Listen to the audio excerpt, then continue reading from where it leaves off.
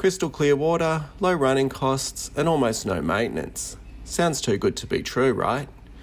Well, that's exactly what a bog filter can do for your pond. Today I'll show you why I believe it's the best filter you can build. G'day, I'm Kev, and my aim is to help people build and maintain a pond without spending a fortune. If that sounds like your thing, make sure to subscribe and check out Ozponds.com for loads of resources to help you succeed. Let's start with the big one. Bog filters are cheap and simple to build. A store-bought pressure filter for a medium pond can cost anywhere from $400 to $1,200, and they'll often fail to deliver the results that you wanted. Meanwhile, you can build a bog filter out of just about anything that'll hold water. Add a few plumbing fittings, rock pebble, and an energy-efficient pump, and you're away. And you're not just saving money up front, you're also building something that's tailored to your pond's exact size and shape. And the best part, it'll often outperform the expensive box you'd buy at the shop. If you need to learn how to design and build one, just head over to Ozponds.com. There's a free bog filter calculator. It'll even help you size the right pump to power it. Bog filters are used all over the world, and you're bound to find a design or a story that you can relate to on Ozponds.com, and then you can use it to build yourself the perfect pond filter. Next we move on to bogs being energy efficient. So here's a cool fact. Ponds don't actually need high turnover rates to stay healthy. They need balance. Most commercial filters rely on blasting water through sponges and UV clarifiers. That means you need a big, power-hungry pump. A bog filter is the opposite. It loves a slow and steady flow. Again, the calculator I mentioned will help you, and there's even links to energy-efficient pumps. Bog filters filter water the same as nature moves water, through a living environment populated with good bacteria, fungi, algae, and plants. Utilising these natural processes makes the filter more energy efficient, but also less maintenance, and we'll talk about that soon. The next big advantage of a bog filter is lots of good bacteria. Here's the science bit, but it's fascinating. Pretty much everything in your pond produces nitrogen, fish waste, uneaten food, rotting leaves, even dead algae. In the wrong form, nitrogen is deadly to fish. Bacteria are the heroes here. One type converts toxic ammonia into nitrite, another converts nitrite into nitrate. Without them, you'd basically be running a toxic soup. But with a bog filter, you're creating a huge bacterial city, with millions of microbes processing waste around the clock. And if you don't have enough of them, algae steps in to take over. That's why green water blooms. It's nature's way of fixing the imbalance.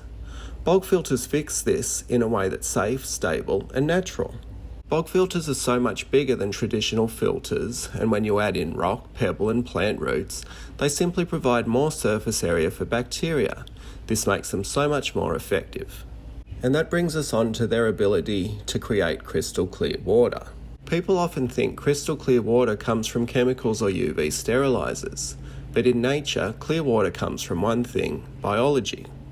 The rocks and gravel in a bog provide a massive surface area. We're talking thousands of square meters or feet, whatever measurement you prefer.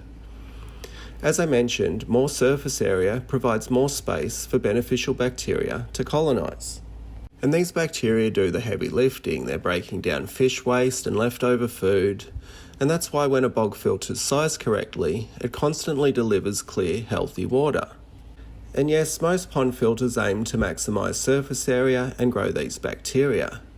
But a bog filter adds the benefits of plants, multiple habitat zones for a diverse range of organisms, bacteria, fungi, and algae.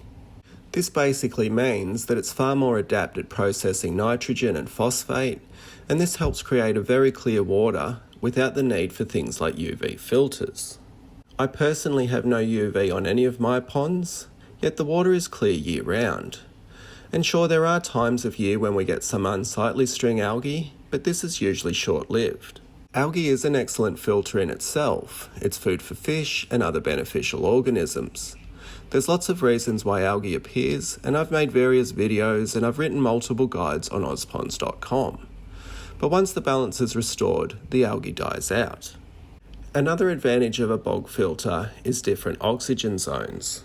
This is where it gets really clever. A bog filter doesn't just clean water, it creates layers of different oxygen levels.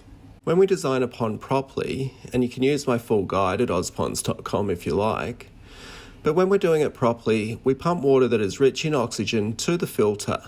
The bacteria there convert ammonia and nitrite into nitrate, like we mentioned. And as the water rises through the gravel, oxygen levels drop, and different bacteria take over. Ones that actually strip nitrogen out of the water entirely, turning it into harmless gas that floats off into the atmosphere. And even if that didn't happen, the nitrogen gets consumed by the plants or the algae growing inside the filter. This is literally how wetlands clean water in nature. It's not just filtering, it's completing the nitrogen cycle, right there in your backyard. And that brings us on to the next advantage, low maintenance. Here's something pond owners love, less cleaning. Traditional filters are packed with sponges or pads that clog up quickly. You end up rinsing them every week just to keep the flow going. A bog filter, it doesn't need that. Because it's so much larger, debris gets trapped and broken down slowly.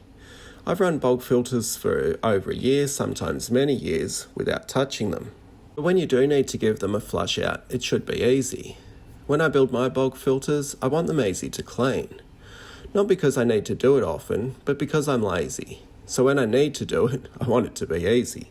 And finally, bog filters replicate what nature's been doing for millions of years.